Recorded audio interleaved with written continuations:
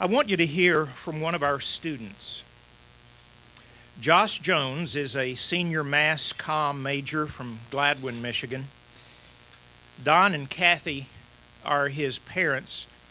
Kathy was a member of the class of 1984, so we are staying within the family tradition, and for others of you, children and grandchildren, make them understand where they are to do their college work as well.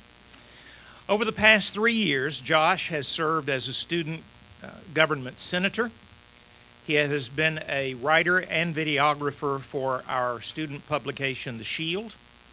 He's been a tutor in the ACE Lab, an actor and musician in Pied Pipers, and a volunteer at Sanctuary Bellbrook in Cass Park.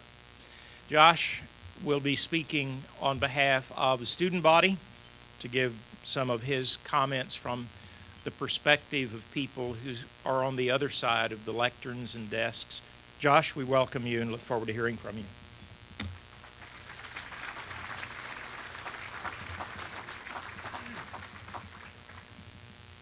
Thank you, and I would like to thank Larry Stewart for inviting me to speak today, and also for our distinguished guests here today. That's all of you, for reminding me that fine dining still exists. It's nice to get off from campus. No, but I come here today because I love Rochester College. There's nowhere else I'd rather be, and I'm so happy to be here today. But more than that, I come here to embrace my story with yours, and I feel like I should tell you where I come from. I come from a small northern Michigan community, Clare, which is not too far from Gladwin.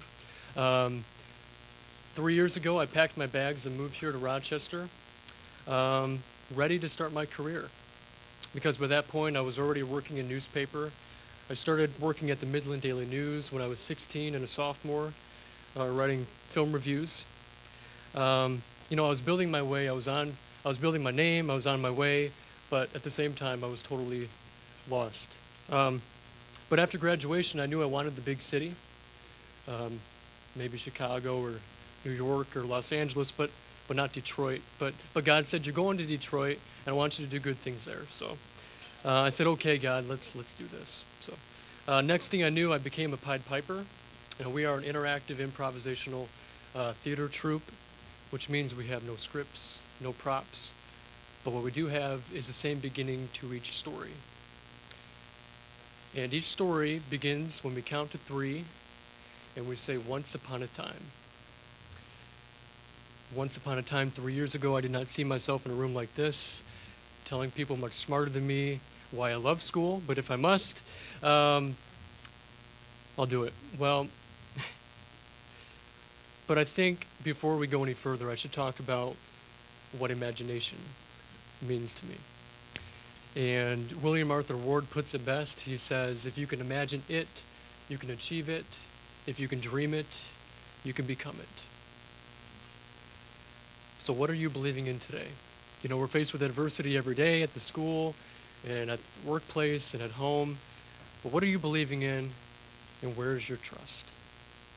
To be silly for a moment, I doubt any of us here today are going to come home to a blonde in bed, sleeping there, and with 3 bears and, Pied Piper story. But God could be putting it on your heart to foster a child or to practice hospitality more than during the holidays. So you thought I was going to say something else, didn't you? But my experience at Rochester is a lot like what I'm seeing here today. We are a room full of diversity. You are the amazing men and women of Rochester College. You are the nation's nurses, doctors, teachers, lawyers, artists, jokesters, and pranksters. But this really has been an incredible journey for me. In 2008, I was not actually ready to start my career. I had a lot more to learn, and I still do today. Imagination means more to me than it did 3 years ago. And my story, our story, is full of diversity.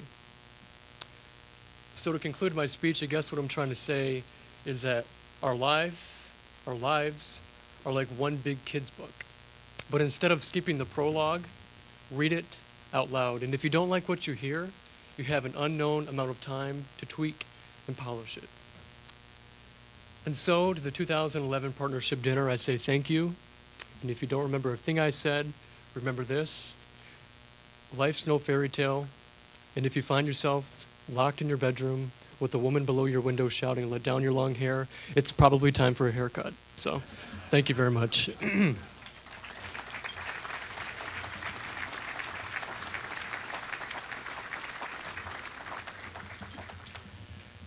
I'm glad that was Goldilocks and the Three Bears that we were